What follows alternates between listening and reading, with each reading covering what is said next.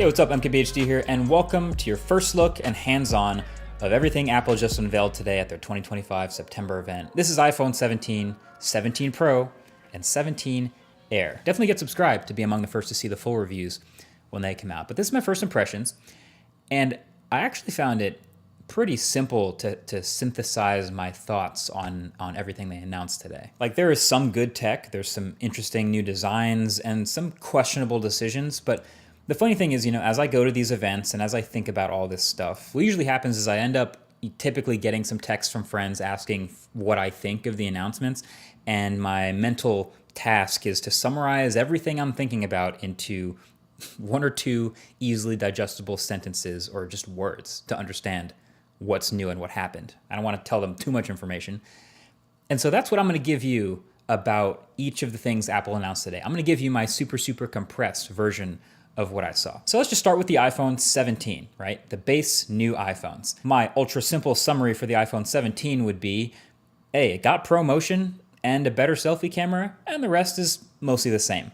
So the design is mostly unchanged other than the new colors, same screen sizes, same dimensions, same camera bump, same buttons and camera control, which they barely talked about. But there's a new A19 chip inside, which we expected. That should see some nice performance gains and efficiency bumps, roughly 20% faster CPU, which is nice. And battery life should be a few beats longer. And the display is brighter too, getting up to 3000 nits.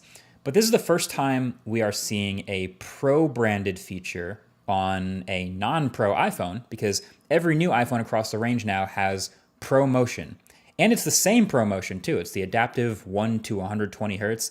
Doesn't seem to be handicapped at all. It's funny, we always used to have that, regular people don't care about 120 hertz argument, but now here it is on the new base iPhones. So, hey, sounds great to me. This makes the base iPhones much more usable, and so does the new base storage of 256 gigs. So those are welcome upgrades. But the other new thing was a selfie camera. And it was funny, the keynote was pretty chill up until the point where they started to talk about this, and it was actually the loudest applause, and it was really tempting to make fun of it. But I actually do think this is really clever, because all these new iPhones have this massively upgraded selfie camera system. They're calling it Center Stage, but I actually think that kind of does a disservice, because the actual center stage on their laptops and stuff is kind of annoying. But what's happening is with these phones, they all have a larger 24 megapixel square selfie camera sensor. And so then when you go to take a selfie, the phone can take a regular vertical selfie, or can manually or even automatically take a horizontal selfie without you having to rotate the phone. And honestly, this might be genius. Like, the default for most people is obviously to take a vertical selfie now. It just fits on the phone. You're probably viewing it on the phone. But if you go to take a horizontal selfie to fit more people, suddenly the camera lens is off to the side and it's a little bit less natural looking. So now, since the selfie camera is larger and a square, it can literally just crop an 18 megapixel selfie in portrait or landscape, and for videos or photos. I think it's great. It's very useful. It might be the biggest upgrade to the iPhone 17. So then there's the iPhone 17 Pro.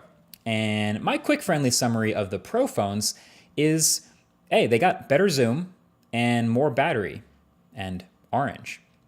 So the Pro iPhones actually look a little bit different. There's actually quite a bit going on here with this new design. First of all, there's only 3 colors: cosmic orange, deep blue, and silver. Really bumming me out that there's no black Pro phone. But then I remembered dbrand exists. Never mind. But then the thing that's going to catch everyone's eye on the back is the camera bar up at the top, which is what Apple keeps calling in their keynote a plateau. It kind of looks a little bit like the Pixel's visor, or frankly what we've been seeing on a ton of other Android phones for years now, just a huge bar across the top of the back of the phone. But it's actually not just cameras in here. Apple's done some rearranging of the insides of the phone to actually shove more components, like the A19 Pro chip and the logic board and storage up here in that bar, so they could fill out more of the bottom of the phone with more battery. And that approach is going to make even more sense in a little bit. But my first reaction to that is, oh yeah, great. That sounds like these Pro phones might actually come with a real substantial battery upgrade from last year, which is again very welcome. Now you might also notice some other little things like the millimeter wave antenna at the top of the phone and the ring around that plateau actually also being an antenna. But then the other new design element is that they actually switched back